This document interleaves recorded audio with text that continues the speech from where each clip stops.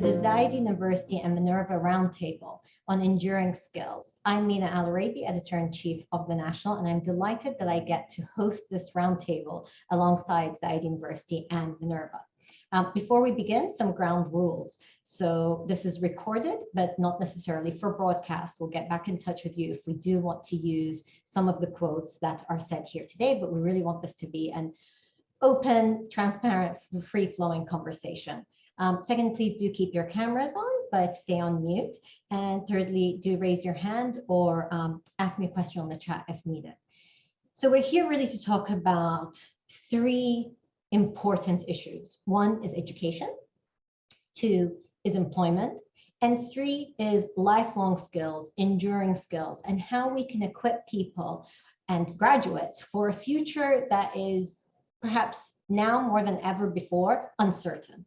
So how do we make that uncertainty actually an opportunity rather than a challenge, as some may fear?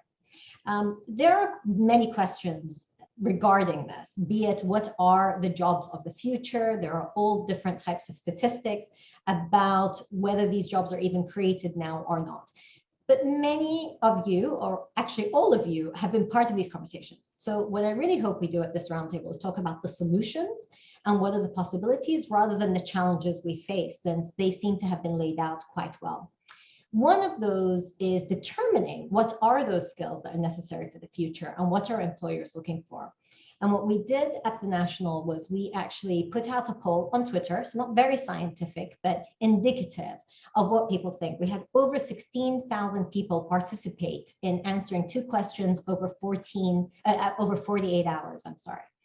And I'm going to pose those same questions to you, and then we will show you what the results actually were. So I am going to ask our colleagues to actually show the poll. There you go. This is the first one. I'm going to launch it, which is poll number one. And if you could please answer it. What skills do you think employers look most for when hiring new graduates?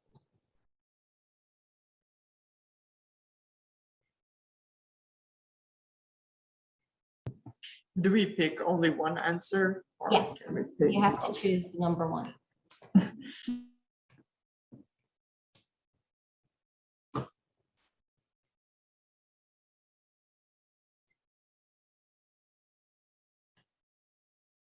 Okay. Great. 6 of 6 have voted.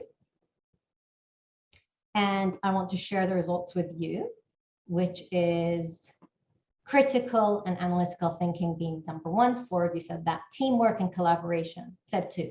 Interest in communication, influence, technology use and development, and other. I'm not really sure why we put other.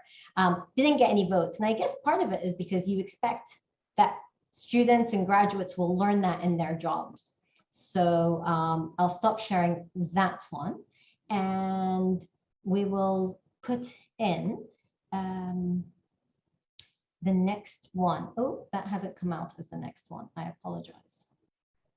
Okay, I'm going to stop that there. So you got a flavor of what some of the thinking was. What I would like to do now is show you some of the results that we had in the questions. So, right. So what should universities add to their curricula to narrow the existing skills gap? We had coding and tech skills get 35%, internships and training get 32%, interdisciplinary studies got 14%, and interpersonal skills got 18.8%. And about 9,000 people answered this one, and about 7,000 answered what should universities add to their curricula to narrow the existing skills gap. Coding and tech skills clearly seen as important with 35%, internships and training, oh, I've given you the same one. 32% in disciplinary studies and interpersonal skills. Same results. So I'll share the next results with you at the end of our session. This was really just to tell you that most people don't know what interdisciplinary skills actually mean. And this is one of the conversations I wanted us to have here, because at 14%, I think part of it is because people didn't recognize what it necessarily was. So I want to turn to Her Excellency Noura Al-Kibsi, UAE Minister of Culture and Youth, and of course, President of Zayed University, to first answer what does interdisciplinary actually mean? And what are the reforms, the changes, the exciting changes that Zayed University is undergoing at the moment? Over to you, Your Excellency.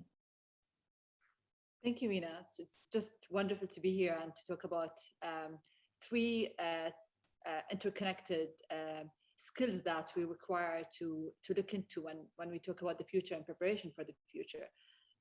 If we talk about what interdisciplinary is, I think there is a classical definition of it, and there is an actual one where is totally different based on the way you learn and the way you engage and the way you contribute as a student and the way you enrich your knowledge. And the reason is my answer is not very clear is because I came out from an experience of attending two Minerva online sessions. And they're completely kind of a different way of having a student in a classroom, how the students contributes, how there's multi-level of skills, interdisciplinary skills go across the board when it comes to the major, and how by itself is how much the students is adding into it more than the other way around. And for us, I think in Zayed University, or any education kind of a higher institution, we're always asking ourselves the question is, what is the step that we're going to take forward to prepare us for the future?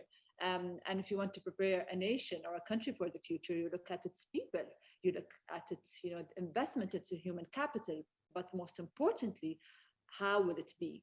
And for us in Zayed, we're a 20 plus years old university, not that old yet. I think we're in an age where we're in a country that is celebrating its jubilee. We're in a country that is looking at the workforce in a completely different way. We are part of a pace that is very rapid and changing, and immensely changing, especially with last year's pandemic. And therefore, how can we add that kind of a future-proof to the formula in Zayed University and with the partnership of Minerva? So therefore, it's engaging with our stakeholders, engaging with education, community, families, students. It's a collaborative work to sell the idea of a future-proof skill student that graduates and is capable to work in Abu Dhabi, in California, in Beijing, in a way that resembles the skill set that we want to prepare them with. Thank you very much, Your Excellency. Your point about that it's the students, professors, families, employers, because all of society is impacted by this. And so how do you get that sort of buy-in when there is change? And especially, as you said, this is where you're expecting students to be part of the decision-making process rather than just coming and receiving. We have to engage with everyone. We have to engage with families. We have to engage with schools, with government institutions, with private sectors, with community members, with sponsors. I think it's a kind of a collective engagement that we need to carry on, and we need to intensify in the upcoming year. We're selling a new proposition here, and we're having people questioning: what is this bachelor program? Is it for real? How will it add? It's my first time to hear about this bachelor degree, and I think for us is most importantly engaging the employers from an early stage, from day one, because this beautiful collaboration between Zayed University and Minerva will get our students from year one to be part of challenges that are corporate challenges or work-related challenges from the beginning. We're not going to wait the classical way. After 4 years, students get their internship box checked, and then there you go. It's going to, we're flipping it based on on such a great model to get them engaged from the beginning. And I think that level of communication, flow of communication, should be going on nonstop from both sides, from the university and from the employers as well. The flow should be just. Which is part of the reason you brought us together here. to have these conversations and to engage with these stakeholders. I want to share my apologies about the poll. Let me share again the results. So we just went through what our readers believe that universities should add to their curricula, but then the other element is, what skills do you think employers look for when hiring new graduates? So this is a poll put out to the general public. And 34% critical thinking, which is, again, the small poll that we just did here. 4 out of 6 of us said, actually, it is critical thinking. And then teamwork, collaboration. Communication, influence, technology, and use, less. And as we were saying, these are the things that people are expecting will pick up later, but will be integral to all the jobs of the future. So thank you, Your Excellency, for that. I want to turn to you, Ben, because of course you're the partner from Minerva, Ben, founder, chairman, and CEO of Minerva. I want to ask you about this concept of human capital, and that you see part of the role of Minerva, part of the role of universities. So how do you improve your human capital? But also that it takes courage to change. When you first went on your venture with Minerva, it took courage to convince people this is actually the way it should be done. So over to you, Ben.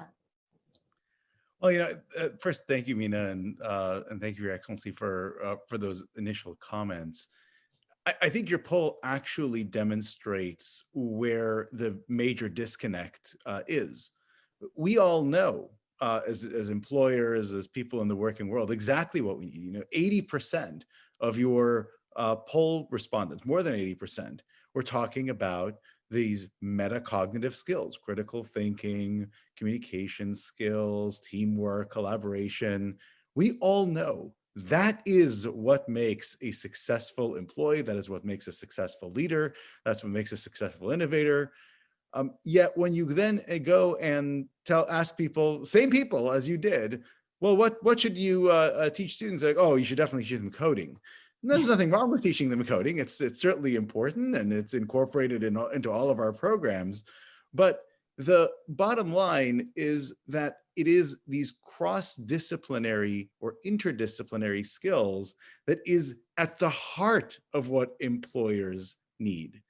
And in some regards, providing employers what they have been asking for isn't particularly courageous, especially because when we started from scratch. We had no legacy systems to worry about. We had no existing institutions to reform. We just said, well, this is what the entire world has been asking for, what higher education has not been providing. And so why don't we just demonstrate a model that does? I think actually the real courage is taking a leading university already, realizing that it can reform, that it can do fundamentally better work for its students and for society, and then having the courage to actually transform it in order to provide that. That is an extraordinary level of courage, especially when it is the first university to embrace that in a wholesale way. And so for me, that is the real future of leadership in higher education. It is not just to say, well, I hear that this is what the world is saying, and so I'm going to claim that I teach these metacognitive skills without actually doing the hard work. Ben, can I ask you though, as a cynical journalist, what's the downside? What's the risk? Well, I think there are a couple of risks. I think first and foremost, I think as Her Excellency said, you have to align every stakeholder in the process. You have to make sure that parents and prospective students understand that this is a superior opportunity for their students as opposed to just different. And that's challenging. You have to have the support of government, of funding agencies, of donors, to actually come behind and rally behind this type of solution. And you have to make sure that the output, the employers, the graduate schools, et cetera, understand the value of this type of education. Now, that's all ameliorated by the fact that we have incontrovertible evidence that this is indeed a superior way. And we now know, because we have graduates of our own institution, that even those who have not heard of Minerva previously when we were in our earlier years, when they go and meet our students and they interview them, our student outcomes far exceed those of other highly selective universities, because all of a sudden, that ability to think systematically, that ability to solve problems shines through. So I think that's kind of the broad category. I think there's another category which is important.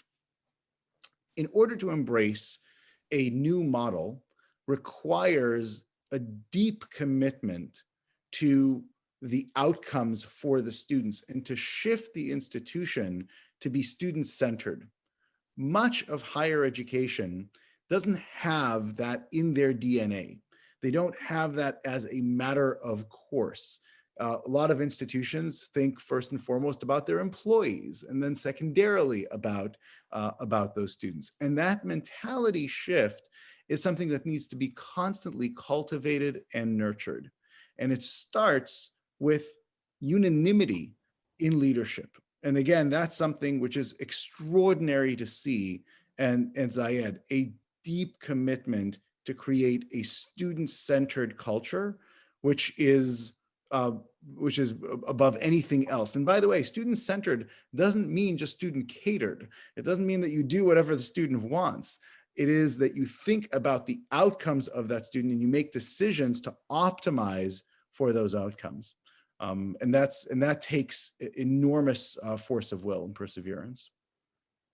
Thank you, Bint. I mean, the points you mentioned, of course, about stakeholders that Her Excellency also referenced is kind of why we're all here. And George, welcome. I want to welcome George and turn to you for my next question. So George Lee, Co-Chief Information Officer at Goldman Sachs.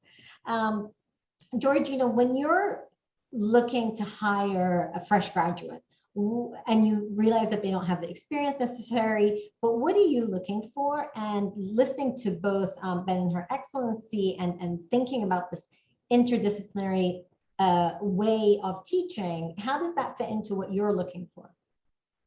First of all, it's lovely to be here with all of you virtually, and very honored to be appearing with this august group. And you know, it goes without saying, I'm a tremendous admirer of Minerva and of all the efforts going on to inject, you know, a new sensibility into, you know, the age-old business of education, higher education.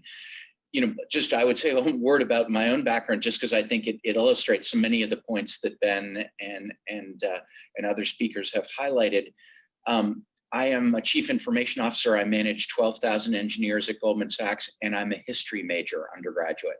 I don't have a technical background, and this very kind of interdisciplinary, coming at the world from different angles, partnering people with different kinds of skills, but being agile enough and curious enough to embark on things that just are a little bit beyond the horizon of your educational background, I think is imperative. And it's much the spirit of the structure and approach of Minerva. I would also say in my, you know, that's my day job. My night job is I'm the chairman of the board of trustees of my undergraduate college, which is a storied institution, very traditional in many ways, and is trying to embark on this path of becoming more agile, becoming more creative, becoming more intersectional, becoming more interdisciplinary. So I just highlight those two things. In terms of what we want to see in our graduates, I think the comments, I would agree with everything that's been said about what makes young people effective in the workplace today. I might dwell on a few personal qualities that I think we try to look for, and those are things, these are a little bit ineffable, but they are the creature of experiences of interdisciplinarity, of operating outside of the box, outside of the frame. There are things like poise and self-possession, resilience, willingness to embrace failure, a certain level of moxie and entrepreneurialism and ability and willingness to lean against the wind, curiosity, which I mentioned. I think in many ways that, I find both in my clients that I had when I was an investment banker and now the people I work with, people who have a sort of polymathic interest in the world tend to be very, very good at almost any job. And importantly, cross-cultural facility. And in a way, so many of these jobs as you progress in your career require you to translate across difference. And I mean that, sometimes in a linguistic sense, but more often in a cultural sense. And so again, I think Minerva delivers experiences that I think build all of those personal qualities. And while we look for great grades, we look for unique leadership experiences, what we're really trying to get to the heart of is, do the people have these personal qualities that will make them successful over a long period of time? George, thank you. And that's really interesting, your relationship with your university. Also that you're a history graduate, so am I, so you give me hope for the future of careers completely. But I wanted to ask you, at the same time, what do non-traditional universities, or those that are going through this change, what do they have to take into account, either to retain from traditional universities or to make sure that their students have those skills? Especially your point about poise, I think, was really quite interesting, self-awareness. Yeah, while I am non-technical, I will summon a sort of obscure technology analogy here for you, which is, the world of databases. We're created in a framework called relational databases that are rows and columns. And I would analogize that to the traditional higher education system, which is very powerful, high utility, very scalable, and yet bounded. Had a certain boundedness and defined set of paths. The new emergent technologies in database are often around things that we call graph databases, which express networks of relationships, multi-variables, multi-dimensionality, connectedness in a world that is marked by kind of nonlinear effects. And I think about new emergent and innovative higher educational platforms as really pursuing more of a graph model that approaches and frames the world's problems in that framework. And I just think that's a much more, it's more fitted to the dynamics of the world we live in today. And that's what I think is inherently fascinating, inherently valuable. And, as we discussed, the best traditional undergraduate institutions are all trying to capture some of that kismet some of that innovation. And we're at the school I'm associated with, we're doing a lot to create more intersectionality, more multidisciplinarity. But just as Ben said, retrofitting those habits is much more difficult than operating from first principles of design the way that Minerva has. Thank you, George. I love your point also about networks of relationships, because this is partly what we're trying to do here. And really, for this to succeed here in the UAE and the region and the world, this relationship between Zayed University and Minerva, it's going to rely on those networks of relationships. So I want to turn to you, Ibrahim Ajami, who's head of Mubadala Ventures. Ibrahim, you through your work in the region, in the UAE, but also globally. And so part of that, you've seen what success is required here in the UAE, the region, and globally. And I want to focus more about us in the UAE and the region for a moment, because I think for us, some of these concepts are less mature, let's say. In some ways, we have some institutions are younger and we can, try to take leaps of faith, but at the same time, I think there isn't as much acceptance perhaps in societies, but also in the job market. So how would you react to what we've been saying and how you think we can tackle that here in the region? Yeah, so just a little bit of background. I grew up in Abu Dhabi. I went to school in Abu Dhabi since I was 4. So, some of the values that were embedded in me since I was, I was around family and building relationships and the enduring role of friendships. Abu Dhabi was a small village back in the 80s, and that stayed with me throughout my personal and professional journey. And I bring that because we are starting from, the assumption is that we're starting from a place that is disadvantageous to where we want to go. And that's not true, because we have this very strong foundation that we can build on, some of these values that have been as part of our culture in Abu Dhabi and in the UAE. And I raised that because over the past 5 years, I've been heavily involved in building what we refer to as Hub 71, And Hub 71 is really a platform. A lot of people say, well, what is it? Is it an accelerator or is it an incubator? Well, no, it's not. What Hub 71 is, the mission of Hub 71 is to break down the barriers to entrepreneurship in our region. And never in our lives have we had such an incredible and immense opportunity to break down the barriers to entrepreneurship through technology. Any entrepreneur, anybody, any person with a mission or a purpose or an interest, whether you're starting something or you own a small business or you even own a larger business, you can access any digital technology, any digital tool to market. You can access financing, financing facilities. You can access opportunities to market your products. You can apply multi-channel strategies. And I know I'm going towards the business side, but this is the point I'm trying to make here is by breaking down these barriers, we enable a whole new generation of people, of students, of people, and of future leaders to emerge. So how do we do that? Government has to play a role. Obviously, regulation is really, really important. Education and the work that Ben and Her Excellency Noura are doing.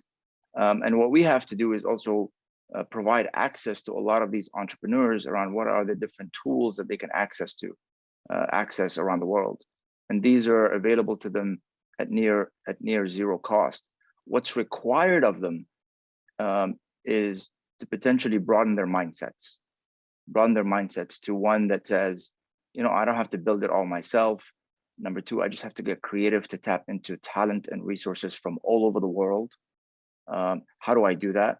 Number three is, how do I think about partnerships? How do I think about partnerships with different companies around the world, with different service providers around the world?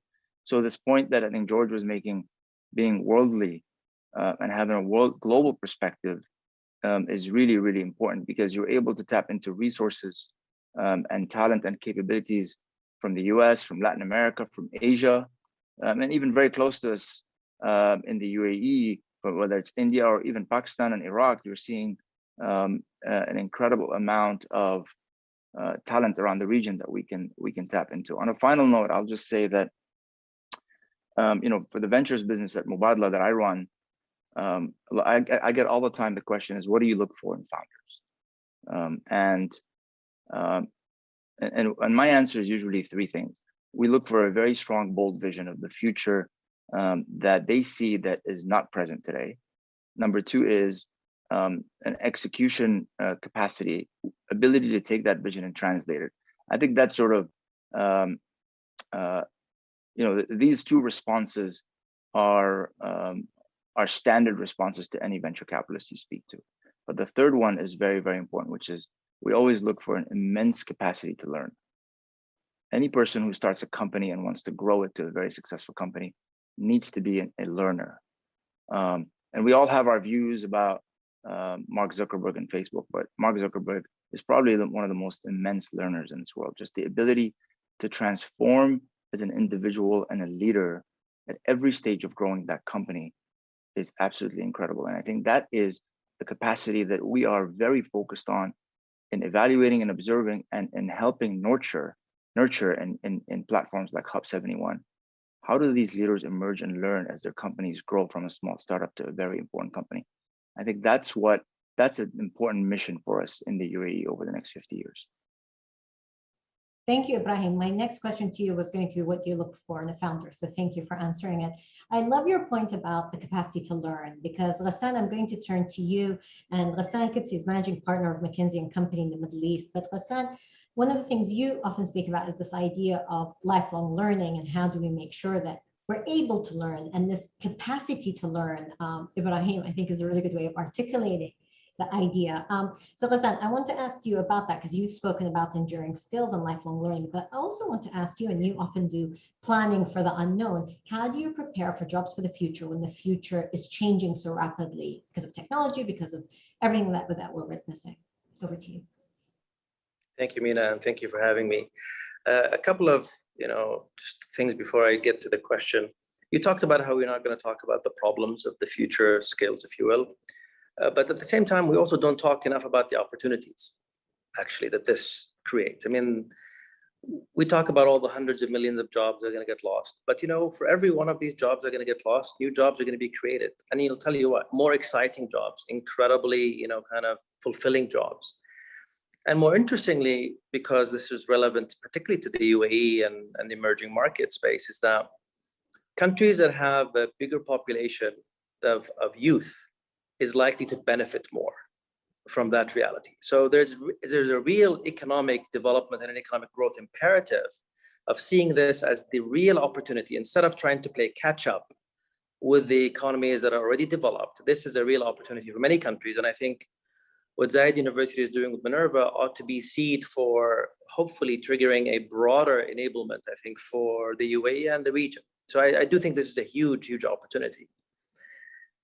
Second, and maybe I'll begin to talk about lifelong learning, but I think at the heart of it, in my firm, we interview 1 million people a year who are looking for jobs. The most refined part of our institution is our recruiting organization, because we are all about talent. If we don't have talent, we cannot be of service to clients. We end up getting a few thousand every year. And one of the conversations that everybody gets shocked by when I have a discussion with them earlier is just say, your degree area doesn't matter a single bit. So it's a bit like George, history. I mean, actually, by the way, some of the most fascinating people and some of the most lucid brains effectively come from liberal arts. And I tell them what we hope you would have learned through your education. One is knowing how to think. The most important, if you will, starting point, because the world will change. You have to figure out where to navigate and how to navigate the world. So second is the drive that you needed to get through that stuff. That's pretty hard. I mean, so not everybody likes to get through a very intense undergraduate to graduate program, but having the drive to do so and having the drive to learn things you knew nothing about, matters quite a bit. So that learning capacity Ibrahim talked about matters. And then what we then end up doing is 10% of their time, of the people our time, is on learning. So we invest probably more than, if I take the top 3 universities in the US and I take just at least their business schools, we invest more in the relearning and training of folks than the 3 top business schools combined, right? Every year. And so it's a serious aspect of what they're expected to do. And when we look around, we don't find a lot of great partners in helping us kind of deepen these areas. So we have to do a lot of things. We have to invent things. And, it's not like we're not meant to be a learning institution, but we've had to become. And so we now have a place in a few parts of the world called McKinsey University, because that's just the thing, that we do. We have even a program with Cambridge. We do it sometimes. So we build this in, and we even have in our evaluation and reviews of our people, a piece of it that just says renewal. What's this person's path to renewal? And how are they renewing themselves? And just really getting on with the times. And so these are just all, I think, institutionally we do. And when we go and look at our clients, many of them are doing the same things. This is becoming more and more mainstream. And if I think about the categorization of what they also look for, they look for some of the general cognitive skills that everybody talked about here, critical thinking, mental flexibility, obviously communication, but self-leadership is more and more a thing. Several of you talked about that. Self-awareness. We talked about learning capacity, being able to actually, we talk about being aware of the world, being aware of yourself, the world within you, understanding what's triggering you, what's making you do the things you do, is something, by the way, no machine can ever do. Well, at least not in my lifetime, I hope, anyway. A lot of the interpersonal things, for example, relating, right? Relating.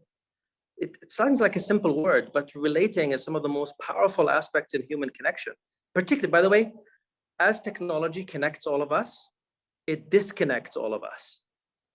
And so being able to relate becomes an even more important, powerful aspect of what happens. And then I will maybe end by sort of saying, when I went to college, I looked through the booklet to try to figure out what my major was going to be. And I just didn't like all the majors that they described. And the major I picked was a major I didn't understand. And it turned out it had the word interdisciplinary because it was a systems analysis kind of major where I had to just go figure stuff out. And I got to tell you, I thought that was, I'm grateful to, kind of not having to just go and do the classical thing.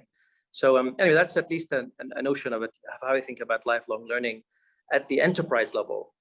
Now, countries do have to do a lot more to enable lifelong learning. And some countries are.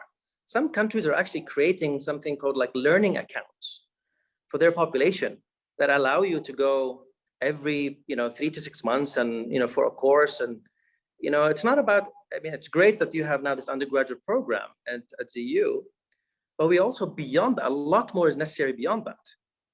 You're going to have to, people will need 3 months plus of every year of some of this stuff just to kind of keep up. And so that's much more than a role of a university. It's the public policy aspects, the design of what happens also in the systems, K through 12, if there should be a K through 12, frankly. So there's hopefully a revolution, as George referred to, the business of education that obviously he's leading in his institution. But I think we can all, clearly ZU is at the forefront of that, but I think a lot more is needed to enable a true full system of lifelong learning. Thank you, Gassan. There are a couple of points I want to come back to, but I want to first take it to the students, or the recent graduates. It's unfair to call you students, but you're more recently graduated than the rest of us on this call, Abdullah and Ahmed, who are with us, because we've heard from the educators, we've heard from the private sector, but also people who are so important in nurturing human capital. And one of the things that Gassan spoke about is this, in addition to the general cognitive skills, self-awareness and being ready to dive into work, but also life. And so we have with us Ahmed Kamel, who is a Minerva alumnus, and we have Abdullah Buali, who is a Zayed University alumnus. So I'm going to turn to you, Ahmed, first, then I'll come to you, Abdullah. So Ahmed, I wanted to ask you about the experience of a traditional university, which you did in Alexandria, and then the experience of a non-traditional university like Minerva, and how you think that equips you, but also, if you're speaking to some of the leaders from great institutions, be it Mubadala, Goldman Sachs, or McKinsey, what do you want them to know about your generation, but also people who are emerging from universities like Minerva? Over to you, Ahmed. Absolutely. First of all, thank you so much. I'm honored to be here and talking with all of you. I want to reflect on my experience, to be honest, because a bit of a background. I grew up in Alexandria, Egypt, a very traditional Arab family.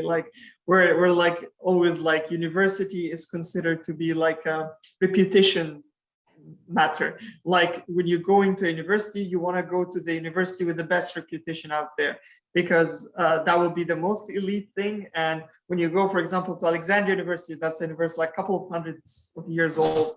And when you graduate, then you achieve the dream, basically. And honestly, that was never my dream. That was never what I wanted to do. But I was like peer pressured to go into that. But after the first year, I spent 1 year there, I didn't feel I'm learning, because I'm normally into technology and robotics, and I know that this, the information you get gets outdated every minute, if not every hour, every hour, not every minute, and it just getting some information and trying to get tested on this information didn't make sense, to be honest to me. Yes, you need to know some basics, but also if that's all what you're learning, then once you graduate, you will see people in the field that know way more than you do. And then you don't have the skills to update yourself. And one of the reasons made me go to Minerva, I saw a talk for Ben. He was talking about how Minerva is basically helping students to be lifelong learners and critical thinkers. And for me, that I found that this is very appealing. This is exactly what I want. I want to know how to learn by myself and have the basic, we call them at Minerva, habits of mind, so that I can use them at any time to learn new skills. And I'm not gonna lie, I was worried because, oh, but what if employers want graduates from Harvard and MIT in this field, because these are the people they want to hire. But then now that I'm a graduate, I found that this is completely incorrect. If you have the skills, then employers would like to hire you, regardless of where you graduated from, or even if you didn't graduate. Over the past years, I worked with many engineers at Microsoft, and some of them only have a high school degree, and they are amazing people. They're doing amazing jobs. So the degree itself is not important, but rather what you learn in that degree. And honestly, I think in Minerva, this is getting completely restructured. And I remember someone mentioned this, but I don't remember who, like the relation between the organization itself and the students and the faculty is very important.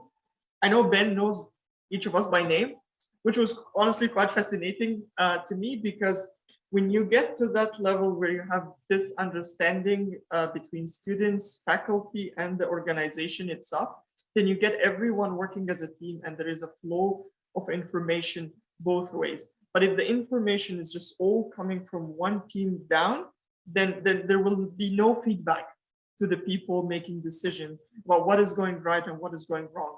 And then you have an organization that is just failing, basically undying over the years. So this was something very good to me.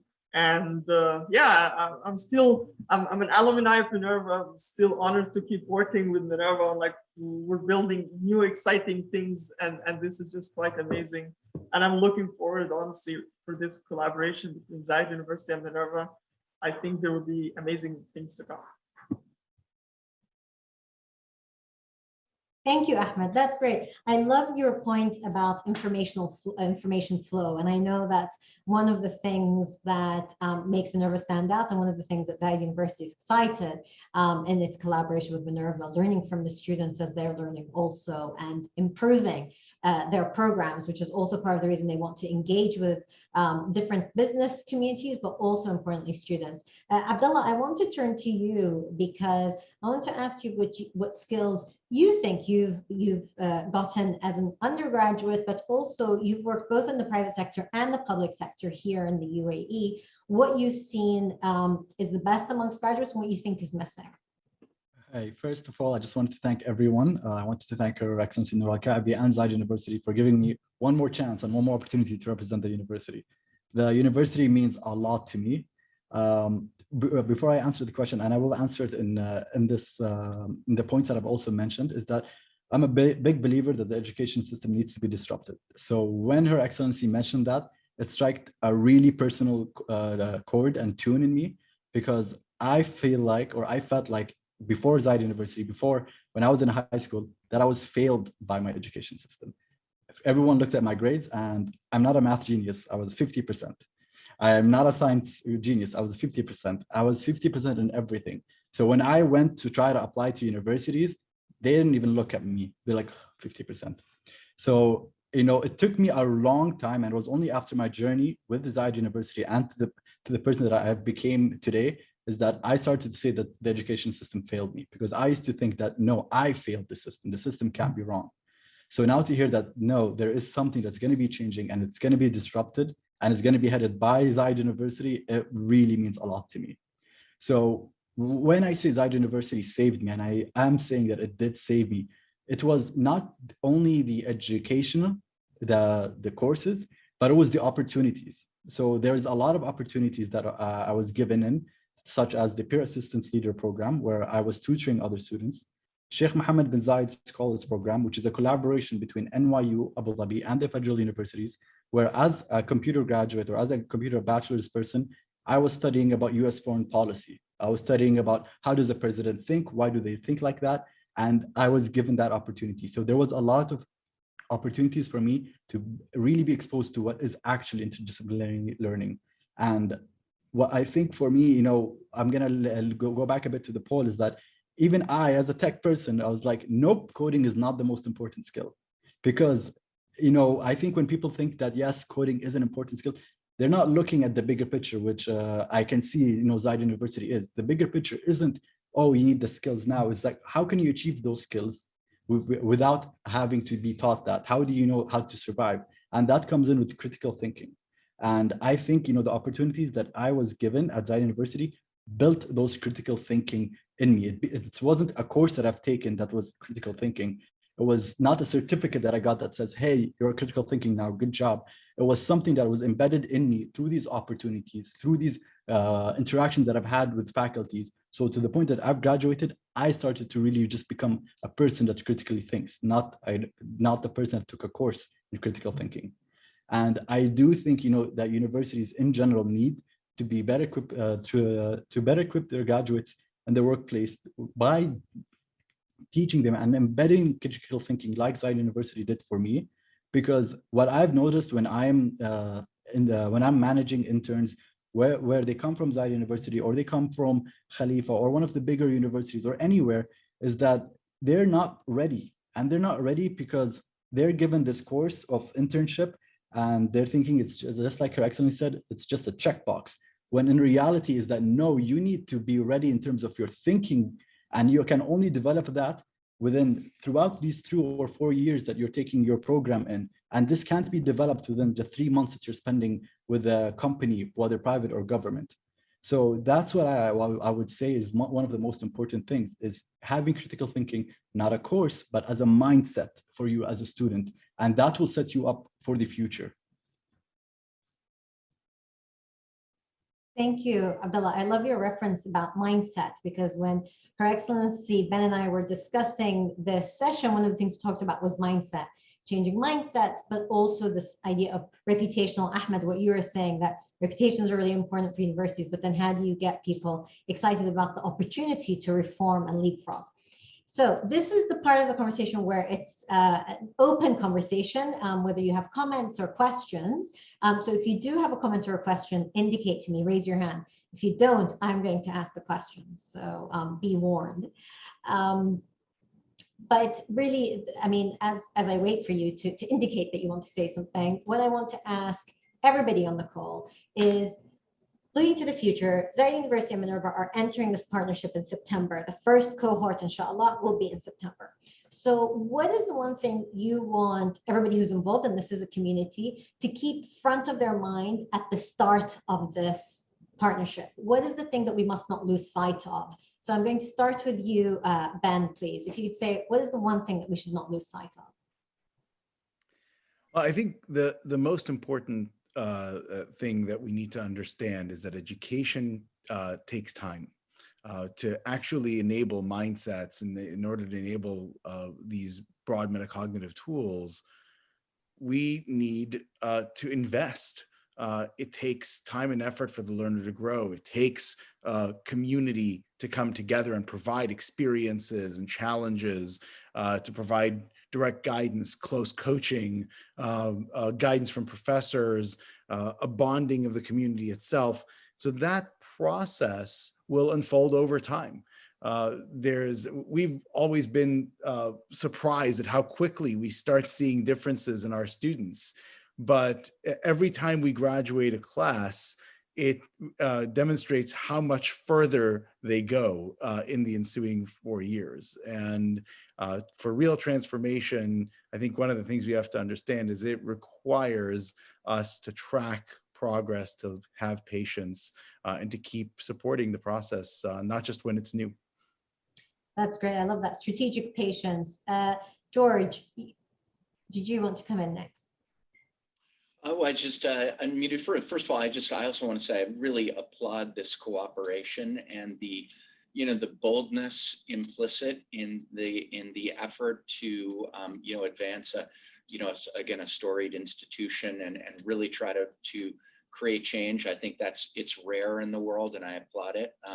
I also, I was struck by the comment that a great phrase that Ahmed said, which is habits of mind, and really echoed by Abdullah in the sense of mindset. And, stepping way back from all of this, if there's anything that we can confer after a great higher education experience, it's the ability to self-manage those, to have deep awareness of them, and always be committed to improving those habits of mind and evolving your mindset. So this is really interesting, and this cooperation is just fascinating and very inspiring. Thank you, George. Gassan, I'm going to turn to you. You said engaging employers early. Could you elaborate on that? So, okay, engage, start the conversation, but what more needs to happen in terms of engaging employers? How? I would say there's frankly no limit in the most basic level, understanding what they're looking for, and not just hearing it, but kind of knowing what it looks like. And so when we talk about, self leadership, what does that really mean? Kind of get really into it, see what they look like. Even engage some of the folks who have just started a couple of years back and they still remember what they were like in university and can say, I wish somebody helped me with this, and I wish I learned this. All the way to integrating the employers into the learning experience. We'd love to be able to, have some of the folks come and attend some of our own, if you will, sort of training. That you can almost make our contribution an integral part to the collaboration. So just use this as a platform to allow those who can actually contribute to the process to provide, whether it's information or content or connection or engagement more broadly. That's great. Thank you. And your second point about cultivate the motivation and EQ dimensions, I assume you mean cultivate it in the education. Absolutely. And the students, 100%. We sometimes feel the universities or there's just a lot of focus on the mind, and they just forget the other dimensions of the human being. And I think these are as if not more important. Great. Thank you, Gassan. Abdullah, you have your hand raised. Yeah, I think, for this strategic partner to really work and is not just engagement with employees, but engagement with our, I would say, end users, which will be the parents, which will be the students, which will be the faculty all around us. Because when disruption happens, a lot of things can go off topic or can be misinterpreted. So I think one of the key things to have for this is a great communication plan for each individual category, and make sure it's ready for any kind of, I would say, spare ball that might come out of nowhere. Because when you disrupt a system like this, people that don't understand it are gonna hate it. So you need to have a great communication plan. That's great. I love that, Abdullah. Thank you. Ahmed, I can turn to you. Yeah, I actually have a question to Her Excellency, Kaabi, and also to everyone here. I see, like, through Minerva, we lived in many countries, like either we traveled to all across the world and lived everywhere. But I have a question, because I always had this question in mind. There are countries where it's the education is mostly left to the private sector, where the private sector is doing most of the work towards education. And there are countries where it's mostly the government doing the change towards the education. But I was always wondering, how do people in action, like people who make decisions, see this relation between the private sector and the government responsibility, I would say, towards its citizens and towards the kind of education they get? And through this move and partnership between Zayed University and Minerva, I see like a great will to actually re-innovate the whole education process. So I want to know your take on that. How do you see this interaction happens between the government and the private sector to renovate education? Your Excellency, over to you. Thank you, Ahmed. This is such a great question. And I think for us, let's go, in the UAE, we have government-led universities, the federal universities, and we have private university as well. So we are operating in a space that's quite competitive. And then you ask yourself a question is, as any institution, whether you're a private institution or a governmental institution, I think, it's a very kind of a simple two words. It's common sense. We're practically working together. We're practically, the policymakers, but the policymakers are required to serve the institutions more than dictate what is best. So it's a collaborative work. It's a work that we as Zayed University, and specifically in this partnership, we looked at the landscape, we looked at the other universities, and we looked at where Zayed University is. And when you look at yourself, you want to go into a race. What kind of race do you want to go to? I mean, who sets the rules for such race? I mean, setting the rules are, again, who sets the rules? We know who sets the rules. We do set the rules. And we do set our mindset who the winner is. And I think we realized as a Zayed University that there's kind of a total beautiful green landscape that taps into common sense and taking action. I mean, there's lots of data-driven facts in terms of the employability rate and why is it not working, and the gap and the discipline and the critical thinking and the communication. And the moment we worked in Zayed University, your students has to be X, Y, and Z. And we're repeating the same questions, whether from Alexandria University, Ahmed, to UAE University, where I graduated, to Zayed University. There's always this kind of discussion and argument happening, and the discourse of how can we do better. And I think it's time to take action. And for us, it will only work if private and government will work together. We can't be working in silos. That's evident in any system, in any country, in any nation. And again, I think for us, we really want to enjoy our space as a Zayed Minerva. We want to excel on it. And yes, if there are others who would want to join in, why not? But I think we want to create our own game, our own rules, and we want to pioneer in this. And being ahead of the game is so important right now. We're very much interconnected. And I think what happened with the pandemic, and we're still, of course, fighting a pandemic or a challenge, we're very much more connected than ever when it comes to the way forward. Absolutely. Thank you so much for the answer. It's great to hear the perspective of people from very different places. I want to pose the same question to Ibrahim, this idea of the public sector and the private sector and creating that space. What do you think? I mean, in terms of not only changing education, but also changing the job market, so to speak, in the long term? Yeah, I mean, I think it's fundamental, right? I mean, when we, what I would love to see is that every university in Abu Dhabi and in the UAE reach out to Hub 71 platform and say, hey, what are you guys doing over there?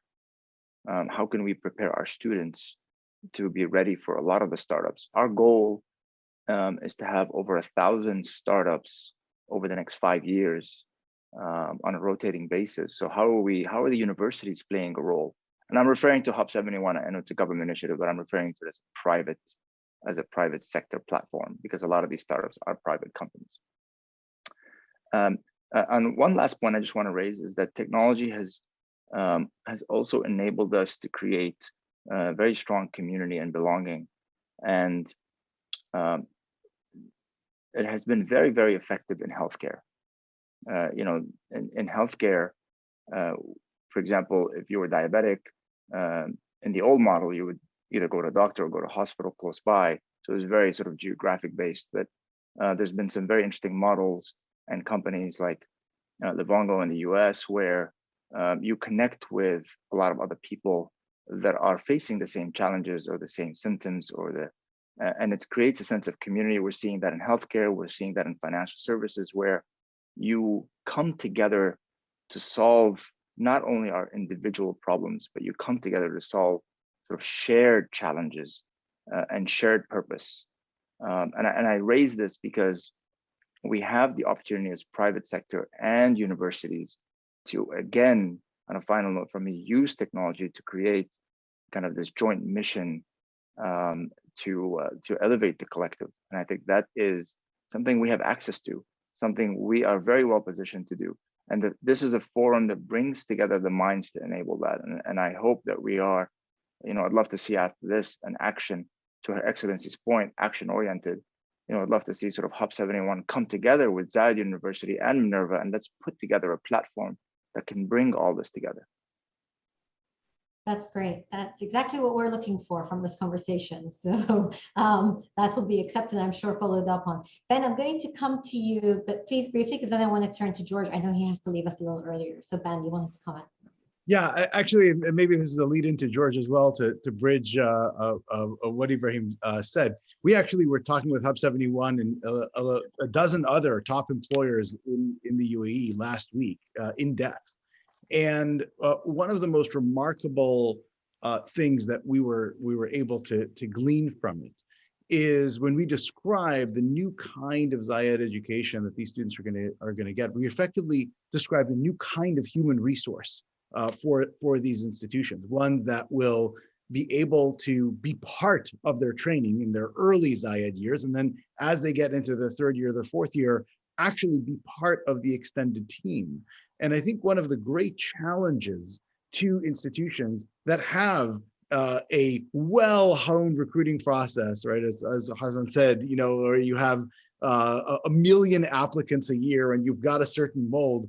Well, as universities transform, I think the challenge to the McKinseys and Goldmans and Mubadalas of the world is, how do you also reform alongside with them? How do you rethink the human resource pipeline to actually be better integrated and earlier on than it currently is? So I'd love to hear George's thinking on that as well, and Hassan's as well.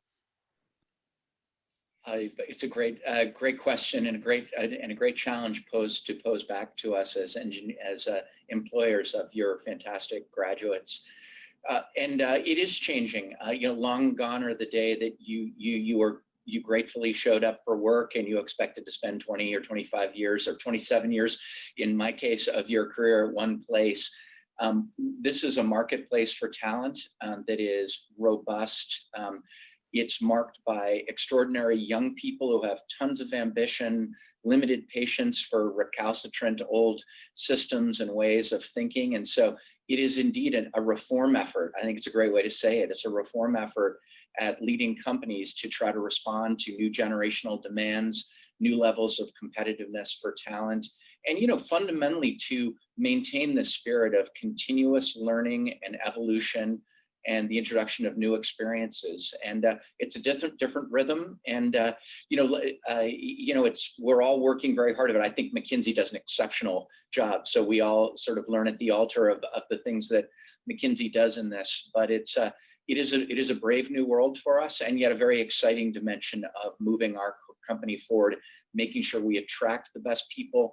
We keep them here as long as we can, but also let them go off into the world as loyal alums. Again, something McKinsey really perfected. Go do good things in the world and continue to have loyalty to Goldman. So I look forward to hearing Hassan's take on this. I think your first take was a perfect take, George. I'm not sure I can say more. The only belief we have is that the biggest limiting factor to access to better talent is us, is our channels, is our interviewing systems, our tests, our requirements. And we believe that it's that limitation that makes us not know whether the person in front of us could frankly be probably amongst the best people. And so we are continuing trying to push that, and we're not, we try every couple of years. For example, a couple of years ago, we decided we're going to make sure we go and hire 5 people who with only a high school degree without a college degree. Why? Not because the number 5 was important, but because in doing so, we will force ourselves to figure out how will we know if they will really be successful and have the right talent and composition. And so we also said we're going to integrate the first robot into our working community to also see how is that going to sort of work out. So we continue to push the envelope, but you're absolutely right. We need a reinvention there too. So we feel good about what we've done, but I think a brave new world requires, frankly, a whole new set of innovation. So I appreciate the challenge and we'll take it on. That's so interesting. The robots, the high school graduates.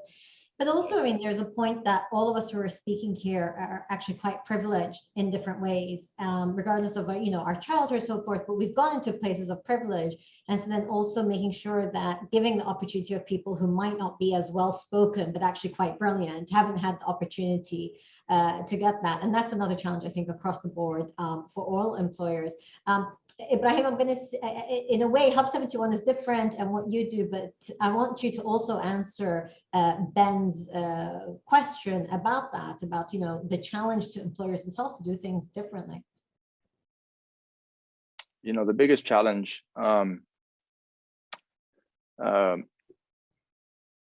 we have, especially in the business that I lead and in the work that I do, how do we get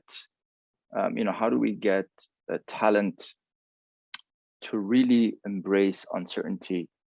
And I say this because in the work that I do, it's never black or white. And it's never black and white. It's always about taking a judgment, making a judgment when you don't have data, you have very little time.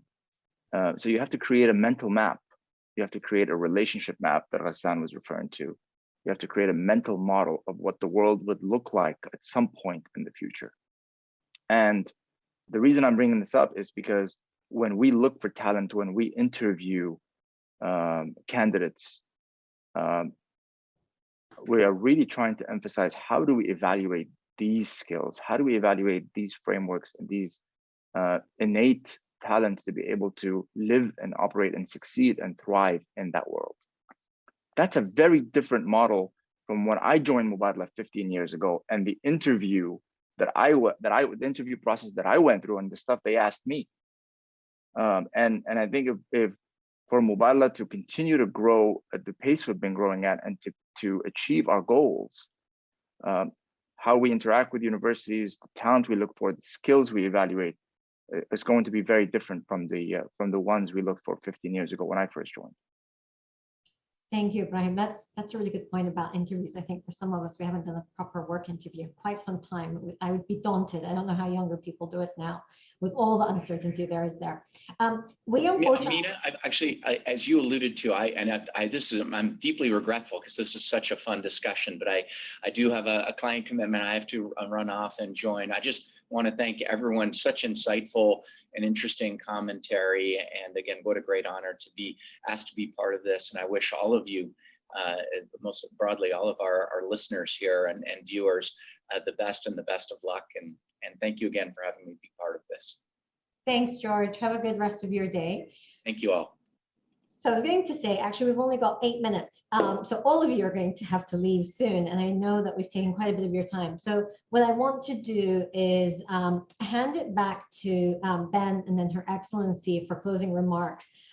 But for me, I just want to say some of what I heard here is having everything from a great communication plan when you're going about change and change management, in addition to this idea of a mental model for the future is brilliant. And the idea of stakeholders, embracing stakeholders, letting them think about what a new model means for them and focusing on the opportunities more than the challenges, as Gassan said.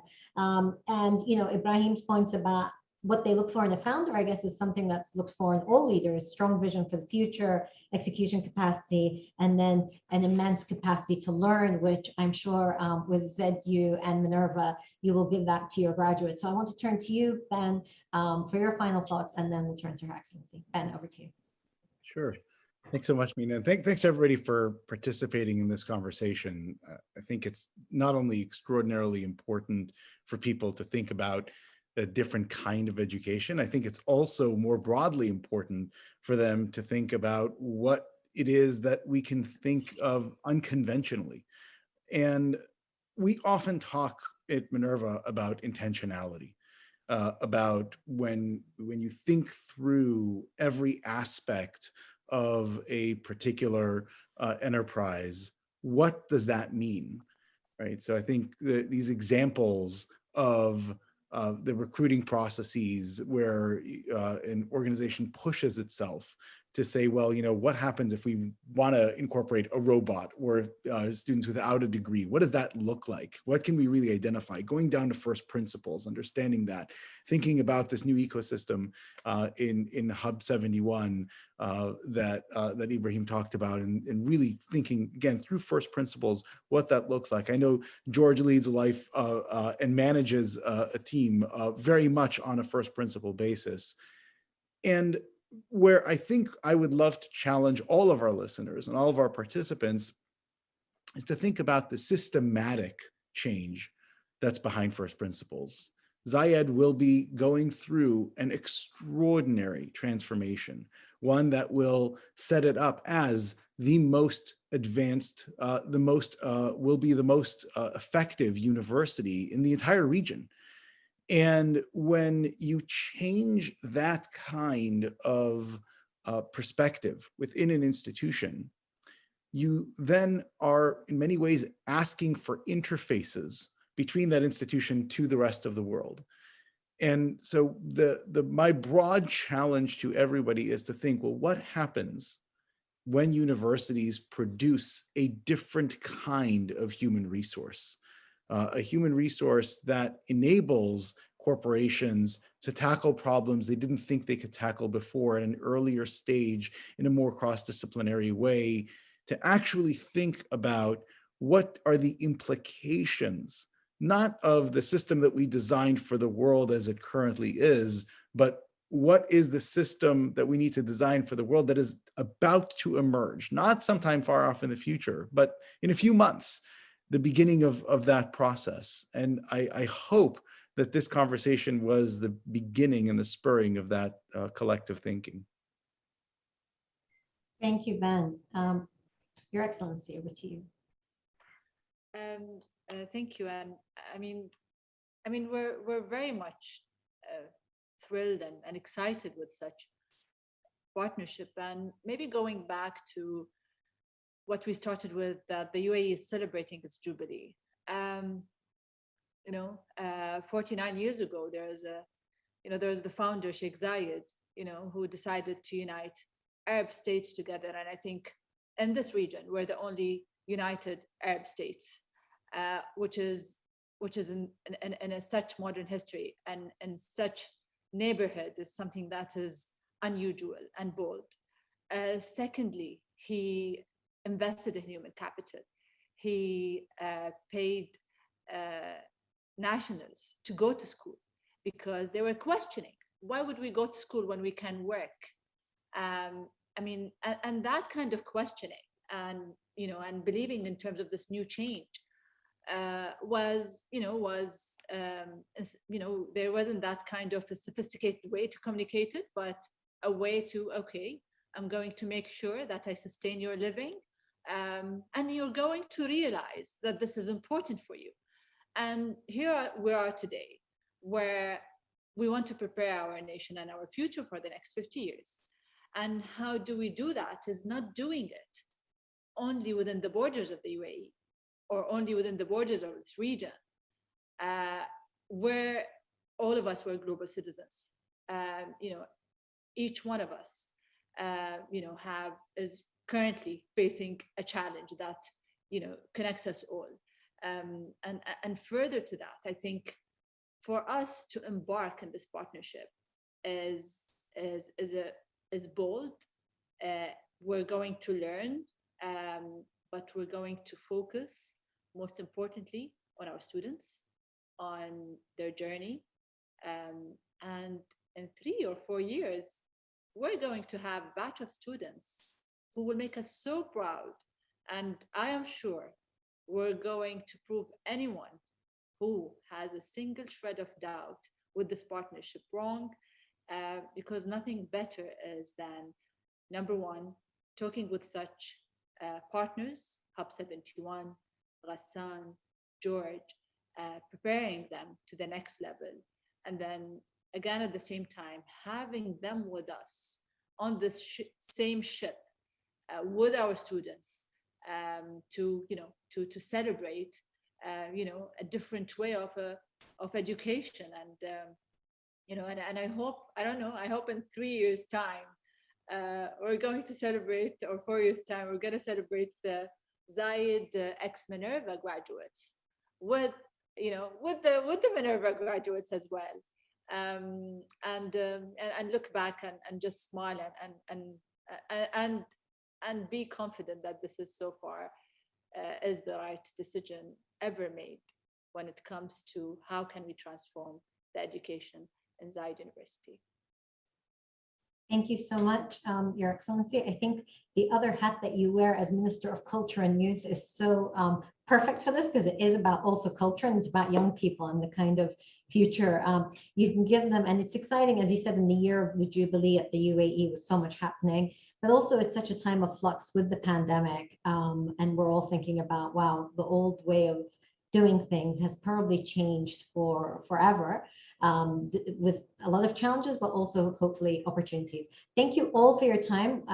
We appreciate you making the time, for your honest answers and engagement, and I'm sure we'll have further conversations. Have a lovely rest of your evenings and days. Thank you. Thank you all so much.